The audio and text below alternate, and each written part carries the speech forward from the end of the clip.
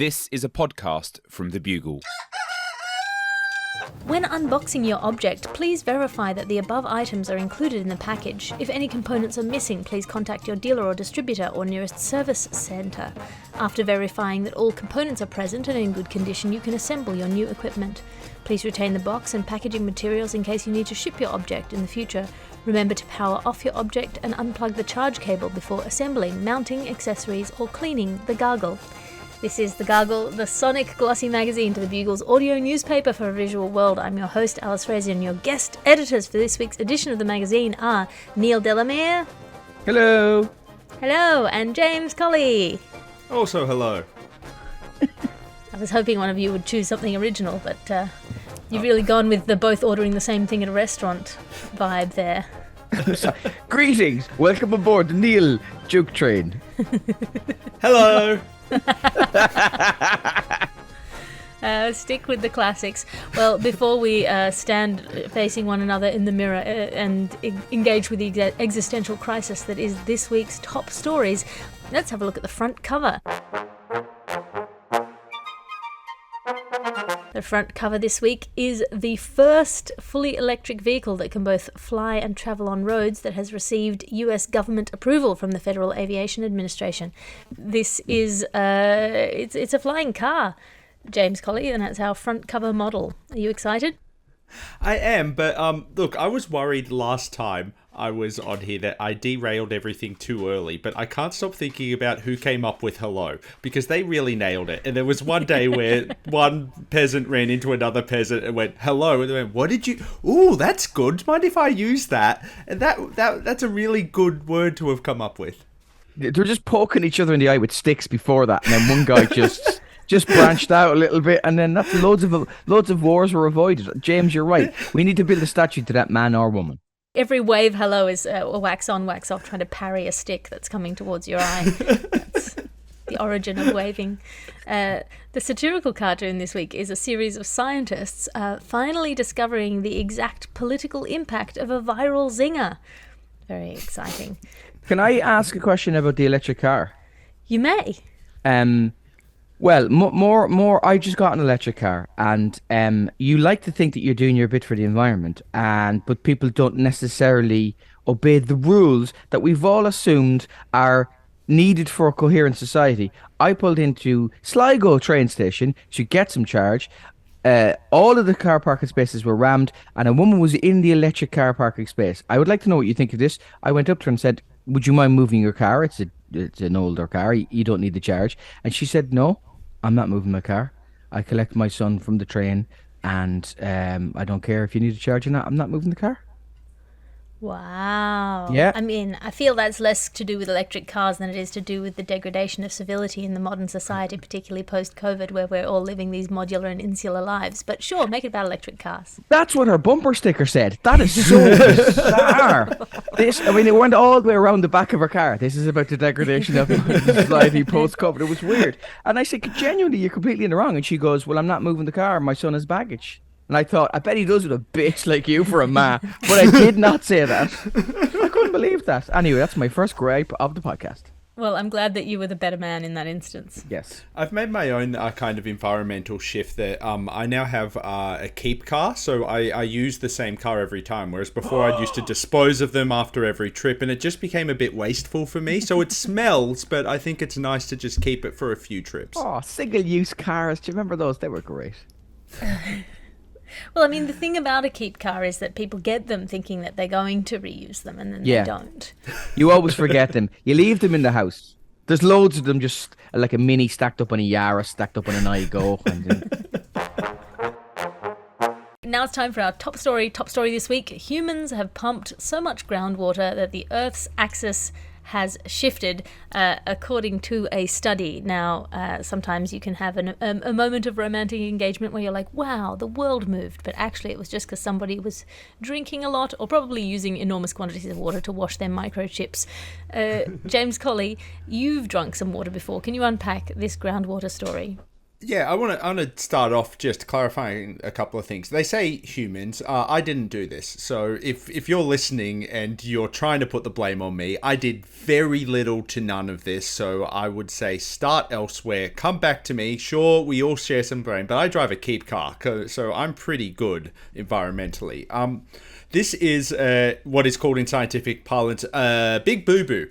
So as we all know, we all the infrastructure that the modern world is built on was created in what was known as the about era of history, and we all have the luck to be born in the and find out era of human history. So this is a part of the and find out journey we're on. Now we have to start by defining groundwater, or as it's known, water. Now people drink it, cows drink it, you can put half a glass of it apparently on this show, quite a bit. It helps water crops so people can eat, and does all the other things that you can think of that water does. Now this water has been taken out of the ground, really taken away the ground part of groundwater and making it just water, and we changed the balance of the planet doing this, which you might think, how much water does that take? Turns out a lot.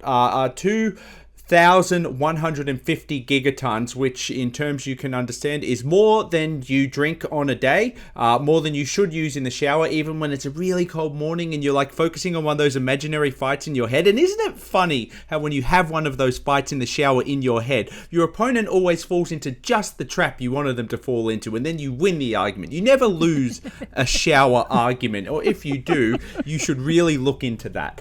But I also want to put it in, so like if the Earth's axis shifts, here's what it means. If the Earth's axis shifts, the sea levels could rise and we all die. But if we don't extract the groundwater, then there's no crops and we all die. So the good news is we're all going to die anyway on a long enough timeline. So this, like all other news, doesn't really matter. But in the interest of controversy, I want to try and build it up a bit more. So like if you were to imagine the Earth as like a ball flying through the air and rotating, well, if that ball was to experience a sudden change, say colliding with the stumps of a batsman who has walked out of his crease before the over has been called, well, we can see that would cause a lot of water to be wasted and water to fall specifically out of the eyes of the English people. So that's kind of what happened in this situation, but on a more global scale.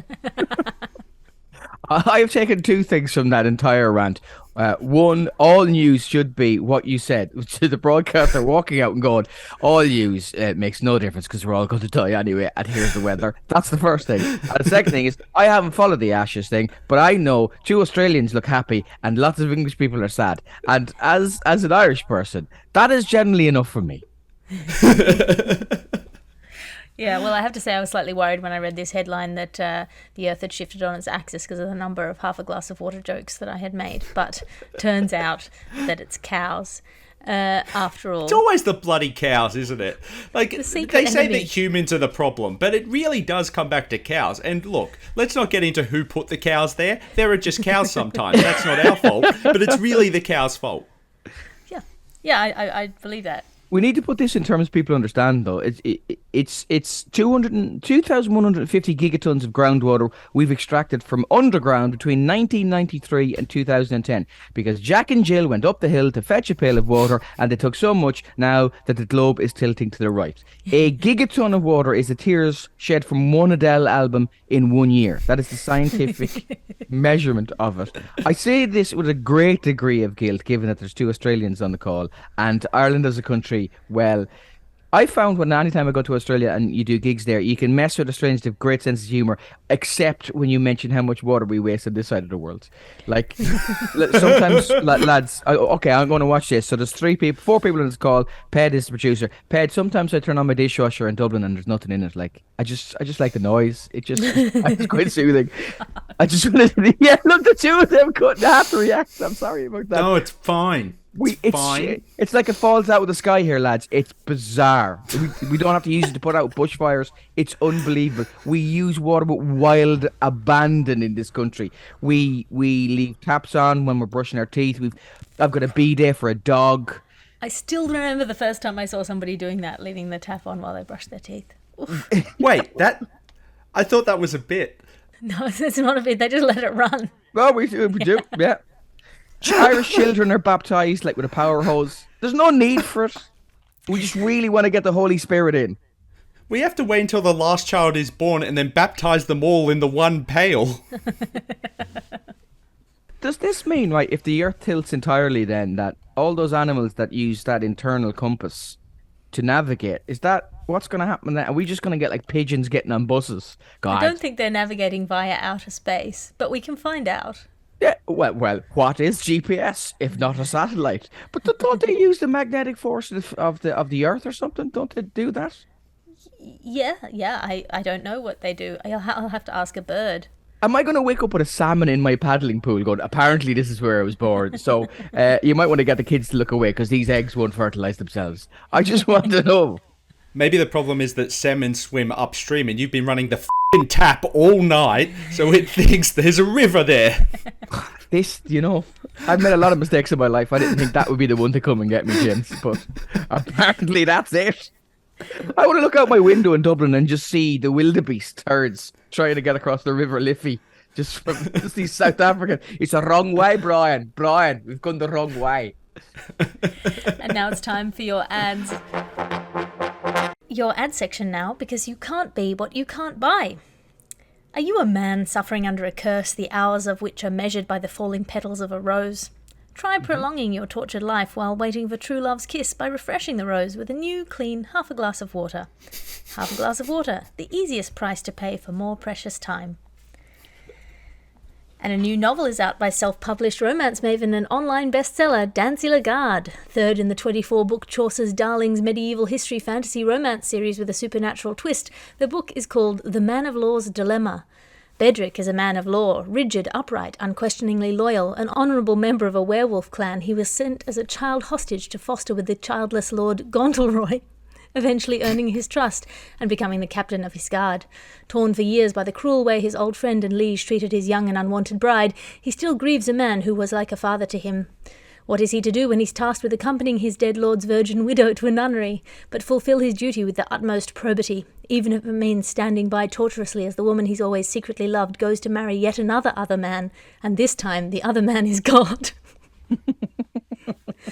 Custance is a genteel widow of some independent fortune, sold by her father, scorned by her noble lord of a husband, daunted by the prospect of governing his estate, and haunted by the true visions she sees of the future. She wants to retreat from the world of men and commits to her only respectable course, the safety of the nunnery.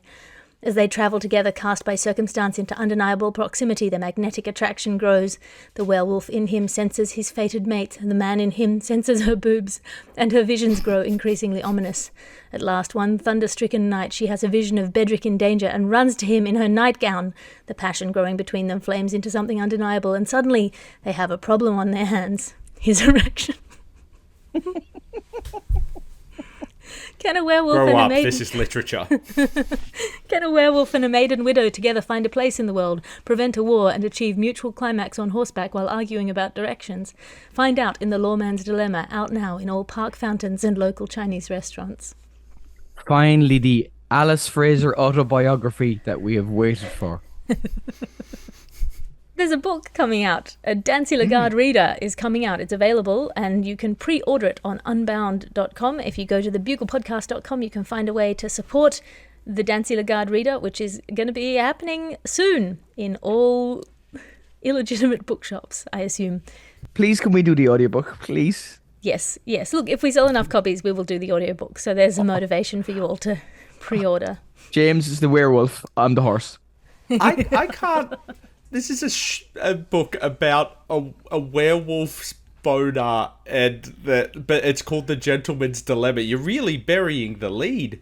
I would have called this Dances with Wolves. That's all that werewolves ever want to do is bury the lead, and it's the lawman's dilemma, because the essential conflict is between a man of honour and his passionate lust for a woman that he can absolutely have, but feels like he can't.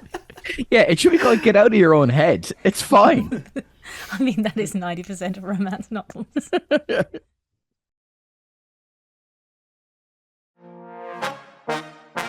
Recycling news now, and this is the news that AI isn't all bad. Apparently, we can train AI to recognise waste for recycling, which is more than I can often do. I'm always like, is this soft or is it hard plastic? I don't know. How clean does it need to be? Neil Delamere, you've thrown things out before. Can you unpack this story for us? I have. AI has been trained to recognize waste for recycling. So companies are trying to use AI essentially, I think, to teach it to recognize rubbish by videoing it. So they've put a camera on a conveyor belt of trash. If ever there was a metaphor for the Fast and the Furious film franchise, this is it. If AI learns what rubbish items are which, then it can sort them easier. I think that is the reason. Or it's robot bin men. It is one of the two. If you hear them in the morning just singing away to themselves, my old man's a dustman, he wears a dustman's hat, but that's just to disguise to fool these puny humans. Well, then it's the latter. If Optimus Prime is just emptying your recycling, then they're taking over the world. We apparently are throwing out more and more rubbish every year, and this is connected to the water story, actually. I was trying to figure out what is the big change recently, and it's vaping. And I think people need to go back to good old-fashioned cigarettes, because no water vapor is used there. So if you want to save the world, I would suggest you smoke more. I think that is what you can do. If Greta Thunberg has one message, just smoke real cigarettes more often, and you've done your bit then. I mean, you might be doing your bit to solve the overpopulation problem. Absolutely. Pensions, sorts out pensions as well. I mean, fags sorts out a lot of problems now that I think about it. Lose your sense of smell, don't need to wash as much. So shorter showers. You see where I'm going with this? Also, everyone looks cooler, and we are a society of dorks right now, and if there's one message I can put out to the children, it's that smoking is cool. It makes you look cool, and all of your friends are doing it. If it was good enough for James Dean, look at him still knocking around. He's fine. He is. Don't let them tell you anything else. Everything else is a conspiracy. He is absolutely fine. He's a rebel without a pulse. Yes. James? I thought the amount of garbage here is surprising. So 2.24 billion tonnes of solid waste produced in 2020, which seems like a lot, particularly as we weren't doing much of anything in 2020. So producing solid waste seemed to be the main thing we were all focused on. And the problem is primarily plastic, which is shaping itself up to be one of the best ideas we ever had. So plastic in its history went out to a wild early lead on the scoreboard, racking up points in things that hold my lunch and things that hold my shopping so I can make tomorrow's lunch categories. But since then, it's been really devastating loss after devastating loss for plastic in all categories other than most sea turtles killed, which I personally don't think should be a rewarded category, but who am I to argue with the umpire? It's not my game. This device, when we got into it, it's the device that tracks billions of waste objects per year, helps waste managers become more efficient and blah, and it blahs and blah, blah, blah, blah, blah, snore, snore, snore, snore, snore. When did robots become bad? Do you remember being 6 and someone told you that one day robots will take all of our jobs and it was a good thing, and that you were going to talk to robots all day and robots might kill us all, but if we get, they're only going to kill us all if they get very, very, very technical and persnickety about these 3 real rules we give them, and if we gave them a 4th rule that was like, no funny business, asshole, then we'd probably be fine, but now robots are as miserable as the rest of us. And you can't wish for 3 wishes. Exactly! It seemed like a pretty easy problem, Asimov, honestly. Maybe that should have just been the first rule, shouldn't it? No funny business, asshole. That should have been it. And now it's time for your reviews section. As you know, each week we ask our guest editors to bring in something to review out of 5 stars.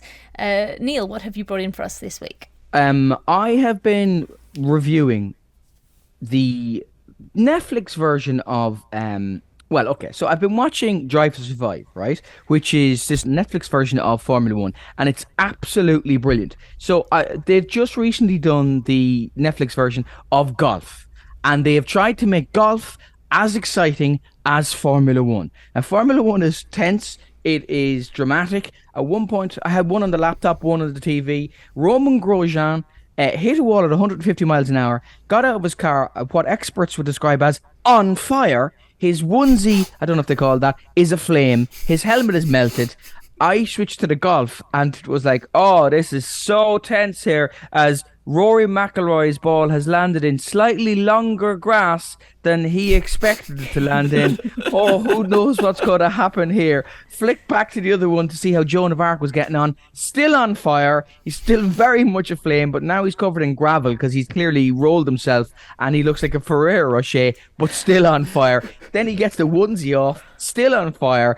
Possibly shouldn't have won that much Links Africa that morning. Flick back to the golf. It's like, oh my God.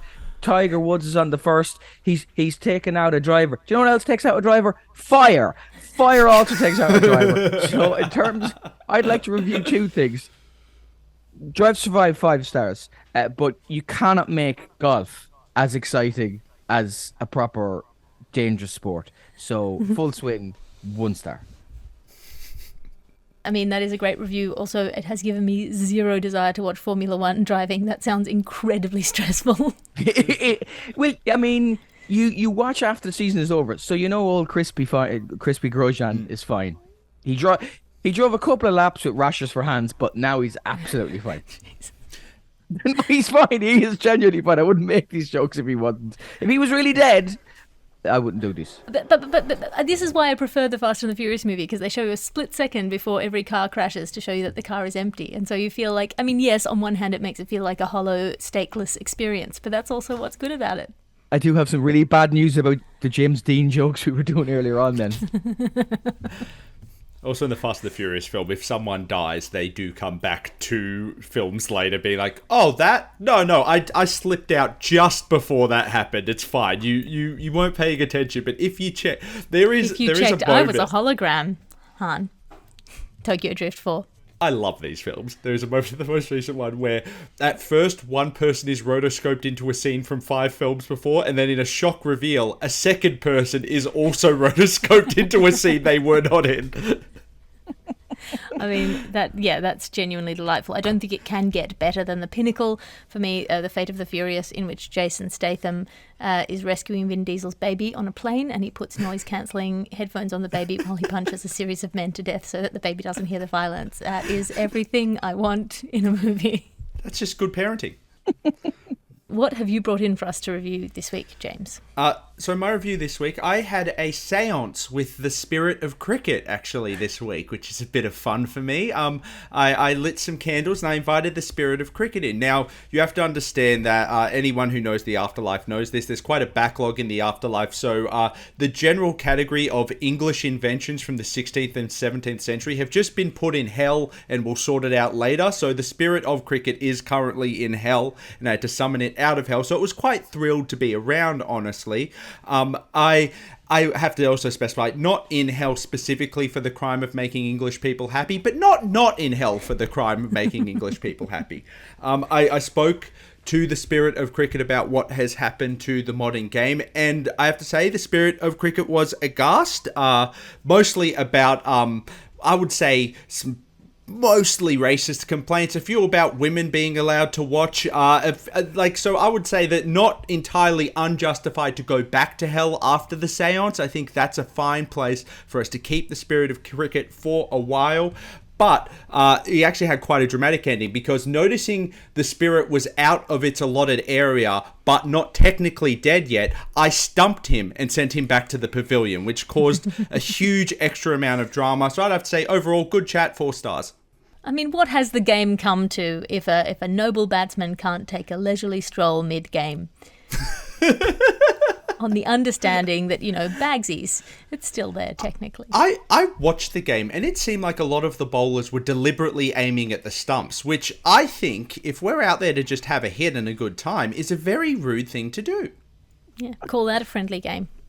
I don't know anything about what's going on now, but the smugness from the two of you is warming my heart, my pale, Celtic, 800 years of oppression, can't get over it heart.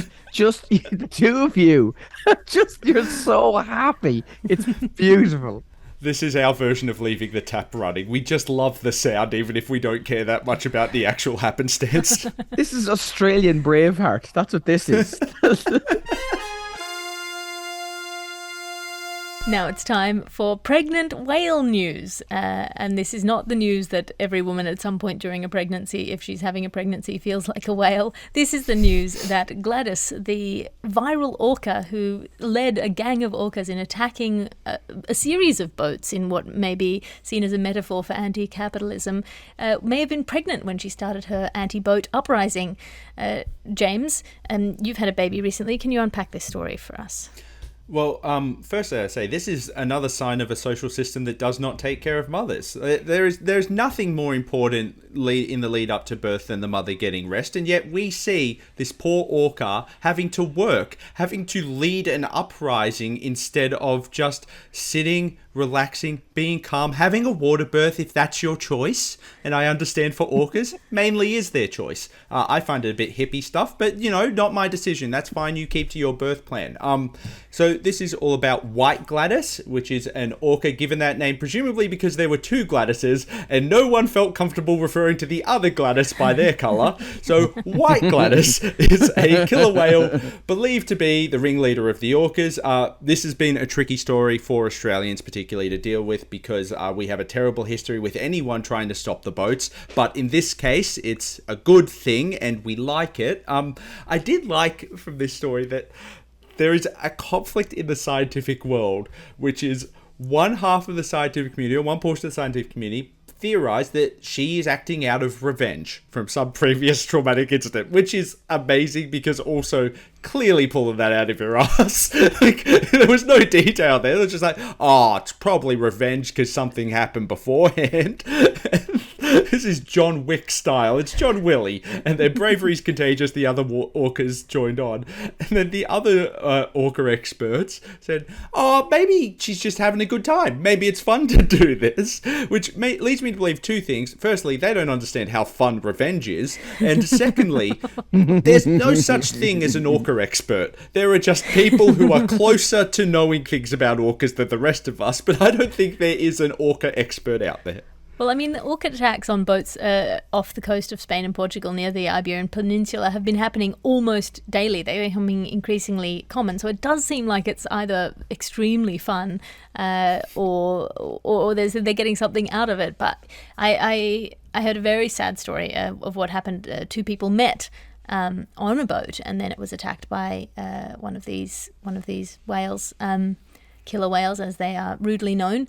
And you know what that's called? That's called an awkward first date. Neil? I love these cocky ocean pandas have a leader. White Gladys, as James said. I love the idea that there's this kind of idea that they were attacking yachts specifically, like that they can recognize yachts, like they're all swimming towards a boat. A White Gladys has done the thing that you used to see from Vietnam films when they're attacking a compound or something, and she's done all the arm movements and the mimes, and they're swimming directly towards this yacht, and then it's like, abort, it's a skiff. Abort, it's a skiff. Well, I thought that was okay. No, I said yachts are okay, or a schooner. What, no skiffs? We said no skiffs. What about a dinghy? Does it have a sail? Well, it has a small sail. What, is it a lilo? I'm not sure. Just attack it, Gladys. Make up your mind. You can't, as my granny used to say, never trust a creature that looks like a dolphin penguin. It was one of the weirder things that Granny used to say. I mean, she had some issues towards the end, but I think that, and you should start smoking again. They're the two things I always took from Granny's deathbed revelations, and I think she was right in this. Well, I mean, it's really interesting because Gladys, during this uprising, has been a mother. She's orcas look after their babies for 2 years, which is, a very nice and nurturing thing. But some of the scientists are speculating that this has to be trauma because she is risking her baby by bringing it into these boat attacks, which are not necessarily a very safe thing to do. I just think it means that we now know that White Gladys, the orca mother, is a Montessori parent, just bringing her child into the workplace and teaching it real life skills. I think Montessori parents are traditionally more on the side of the yachts than against them, but I understand. Now it's time for relationships news, and this is the news that a mayor in Mexico has married an alligator-like reptile who he calls Princess Girl. And that's a sentence that, despite many years podcasting, I don't think I ever expected to say. Neil Delamere, you've married A crocodile? an alligator.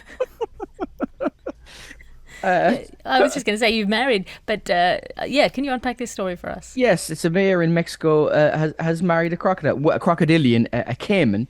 And what is the difference between an alligator and a crocodile? Well, that is one of the major questions of our time. Zoologists agree that the former is generally seen later, whereas the latter is mostly commonly seen in a while. So that's the main reason between the two of them then. It has taken place in this Mexican town for 230 years to commemorate the peace between the Chontal and the Huave indigenous groups. Now, so the mayor just married. Well, so the mayor represents the Chontal king, and he marries the caiman that represents the princess girl. And apparently, it's a symbol of the deity that brings the good harvest. I think this is an absolute sham. I've looked into it. A sham. She is not the caiman that caught the bouquet last year, so they are making a mockery of the whole thing. It was a very emotional occasion. Her family were on one side, his family were on the other. Her family cried tears. Nobody really believed them, which is my favorite joke. And it's a good joke, man. It's just a kind of a sweet thing, really. I'm worried about how things are going to work out for them in the future, but I'm prepared to overlook that for the moment. Well, the thing here is that this is not actually an instance of what has happened in this podcast and in the news cycle before, which is somebody conceiving an ill-advised passion for somebody across species or sentience barriers. This is a tradition that is repeated in a number of times, and he's representing his people, and it's kind of a ritual that is engaged in by the whole village. But I really think I had a moment of wondering whether, because it is a caiman, whether he'd just taken some wrong investment advice about where to put his resources. So there's specifically the Cayman Archipelago. No, that's not right. The Cayman Spit. No, Cayman Peninsula. No, it's there, but I just don't know what it is. I don't know if I've ever told you this. I fed a crocodile as part of a thing for charity once, and they're absolutely terrifying. I got into the cage, and this huge alligator just went like a Scouser trying to say the word knick-knack. And I looked at the guy and he went, "Oh, it's okay. You're just standing on her nest." And I was like, "Well, you should have told me that. Probably shouldn't be wearing this Lacoste t-shirt either." Absolutely terrifying. But the princess girl in this is smaller and is taped. So she can't have any mishaps with the mayor. But I want to know, does he marry one every single year? I mean, we'll have to find out when we go back next year. Well, okay. Well, let's do that then. James? I mean, I'm happy for him. Don't get me wrong. I mean, it would have been nice to be invited and not see the wedding for the first time on Instagram, but whatever. I'm happy for them. Princess Girl deserves to be happy with whoever it's with. Like our dalliance doesn't come into it, in my opinion. I just want her to be happy, and clearly she is happy, and it's not with me. But whatever, that doesn't matter. I don't know what he has that I don't, but that's fine. I don't care. It's a little bit off the timeline of all of this, because they're a bit vague on when they started dating, which is odd because we broke up in the summer, and I remember that because it was one day after my mother's birthday when I had introduced her to all of my family, and it does make me wonder if my family was the problem, or if she realized we were getting serious, or whether she was just trying to hurt me. But I mean, if they were already seeing each other then that's news to me, and that's newsworthy of the Gargle, but we don't know, and they won't say, and it doesn't matter because I've moved on and I'm doing fine, so I wish them nothing but the best. And look, all I'll say is they deserve each other, so I hope they're happy. I hope you're happy. I hope you're happy, Princess Girl, and you two deserve each other. That's all I have to say on the matter. I mean, can you be the mayor and represent the union of two cultures, James? The real question. I mean, I suspect I'm currently doing some of that, and it's not the mayor's side, but can we just commend Ped of what a booking of James has been that he managed to get the one jilted lover from that Cayman. That is such cracking producing. Look, that is... you think I'm the one jilted lover, but look, I don't... She's been around, is what you're saying. You do not impugn a crocodilian as long as I'm on this show, my friend. You can come for the orcas, that's fine. But if you go for the native smaller caimans in the Mexico region, I have a bone to pick with you, my friend. You and I are getting into a celebrity death roll where I drag you under the water because I have no workable lower jaw and just spin you until one of your limbs falls off, and then I hold it aloft as a trophy and hand it to your spurned lover. If you think this is the first time one of my close friends has sided with Princess Girl over me, you have no idea of my history, and you just sound ignorant to everyone on this show. So, I don't see what the problem is here. Well, if you think that you have any close friends, I have a bigger secret to tell you. And now it's time for the show to end. Alas, I'm flipping through the ads at the back. Neil Delamere, have you got anything to plug? Yeah, I do a podcast called Why Would You Tell Me That? And this week, so we talk about the weirdest things you could possibly conjure up. We get an expert on. And this week, we get a word into a language. We actually got a word into the Irish language that didn't exist yet. And we got the chief terminologist with Ferris Nagwega to put it into the lexicon. So we were delighted with that. It's called Why Would You Tell Me That? And James Colley, have you got anything to plug? If you are in Australia, check out Gruen at 8:30 p.m. on Wednesdays. If you're not in Australia, fly to Australia. It's geo-blocked, so the easiest way is to just get on a plane and come here. And then, a book coming out next year, so we'll talk about that closer to the time. But if you see any book, remind yourself it could be mine one day. Any book could one day be yours.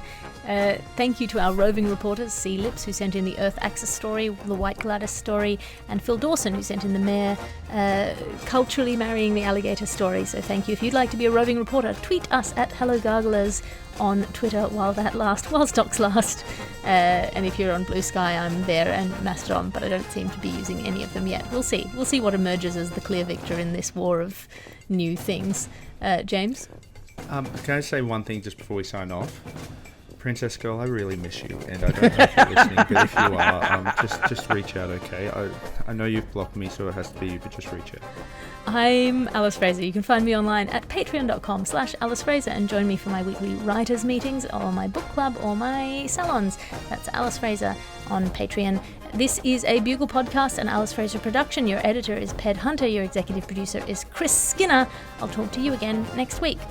You can listen to other programmes from The Bugle, including The Bugle, Catharsis, Tiny Revolutions, Top Stories, and The Gargle, wherever you find your podcasts. I'm going to kidnap Princess Girl because I reckon there's money to be made out of James. And I'm going to send them body parts of her, but it'll just be luggage. So it'll be like a small purse and then a bigger kind of briefcase. And then if you don't pay up, like a full-on suitcase. Oh, this we could make money.